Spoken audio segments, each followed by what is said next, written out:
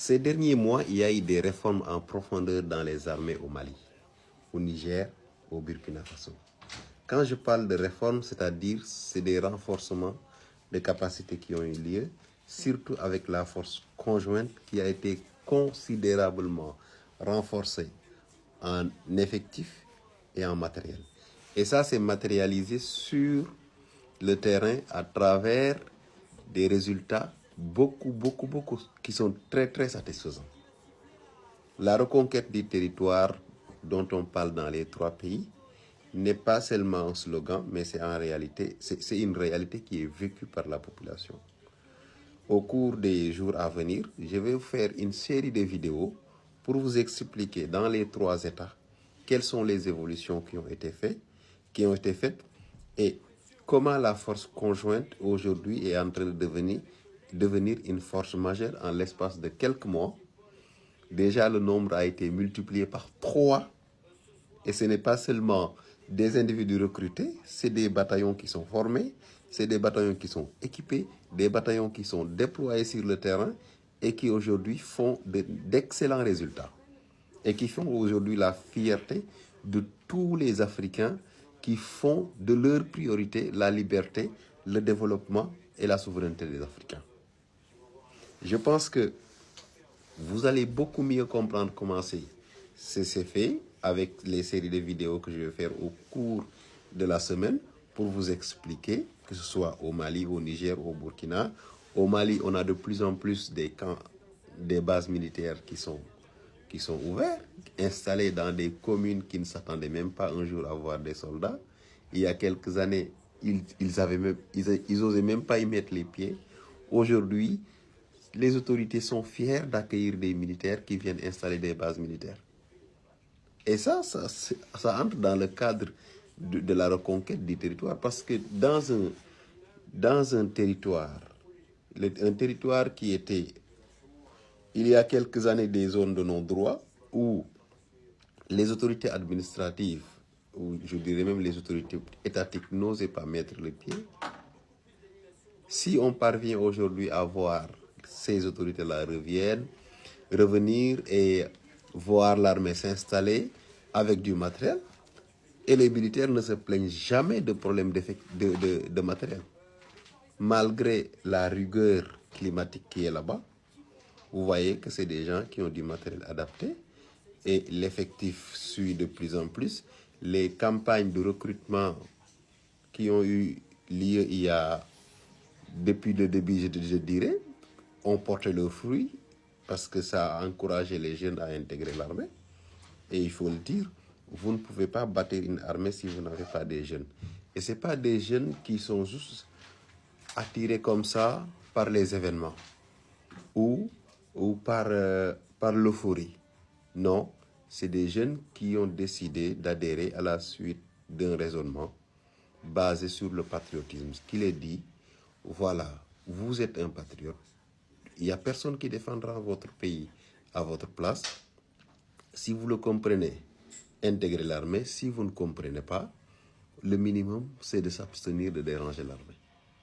Et aujourd'hui, la plupart des jeunes qui intègrent savent que leur mission principale, c'est la souveraineté. C'est le combat contre l'impérialisme. C'est le combat pour la dignité du peuple des 3 pays. Donc, c'est un élément extrêmement important et je pense que les journalistes africains doivent un peu plus s'intéresser à l'actualité dans les autres pays. Parce que, allez voir les chaînes de télévision de la sous-région, beaucoup d'entre eux sont plus focalisés sur leur propre actualité.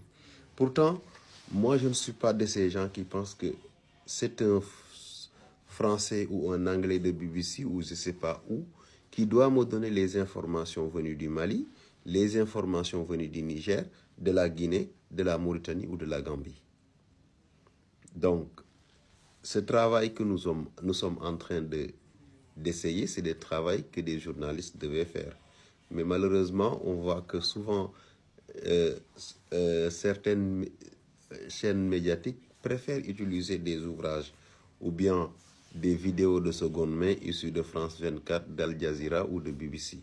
Alors que à côté, vous traversez la frontière, vous pouvez avoir des images réelles, vous pouvez avoir des sources d'informations fiables sur les avancées de la lutte contre le terrorisme, sur les difficultés qui sont aujourd'hui rencontrées, sur les enjeux réels du terrorisme, d'où vient le terrorisme, comment les populations de ces pays-là le vivent, qu'est-ce qu'ils attendent des autorités actuelles, quels sont les efforts qui sont en train d'être faits par les autorités.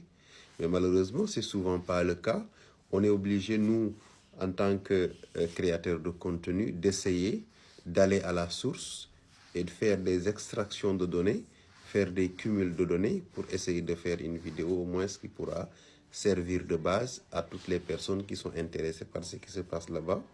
Bien que nous savons que nous ne sommes pas des professionnels, on est juste passionnés par l'information et la recherche, ce qui fait que on ne va jamais être fatigué d'aller vers la bonne information.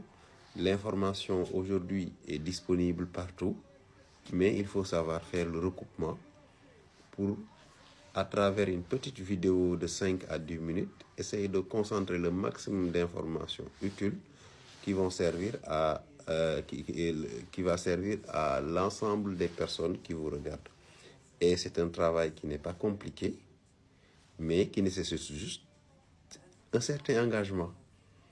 Et il faut aussi avoir de l'amour pour ça.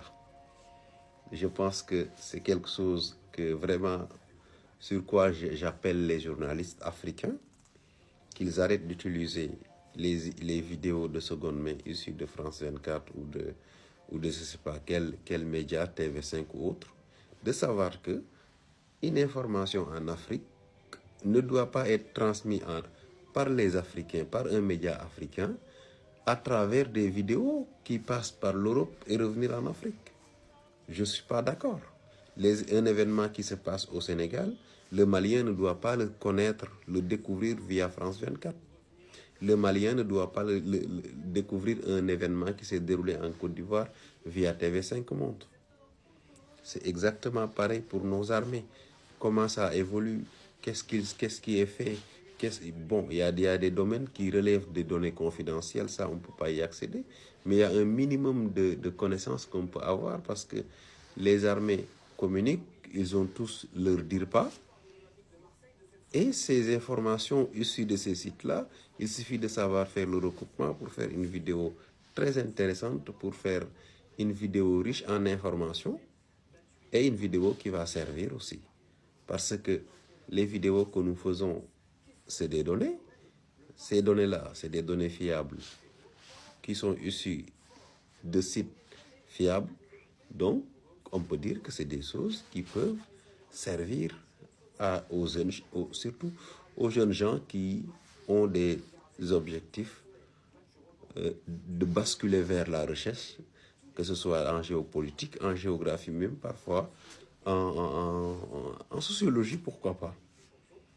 Donc c'est ça, je vais venir dans les prochains jours avec beaucoup de vidéos pour vous éclairer qu'est-ce qui se passe réellement et quelles sont les avancées, quelles sont les difficultés et réellement comment les populations voient aujourd'hui le terrorisme et voient l'effort que les trois gouvernements sont en train de faire et la reconquête du territoire, quel est son niveau d'avancement, quelles sont les nouvelles bases militaires qui ont été créées et malgré les difficultés, est-ce que la population a toujours espoir qu'un jour la paix viendra, bien que lui-même sait que la paix n'est pas un mot, mais c'est un état d'esprit, c'est également une manière de vivre et également une situation vécue, c'est-à-dire à l'état actuel, ce que tu es, ce que tu vis, c'est ça qui détermine si tu as la paix ou pas.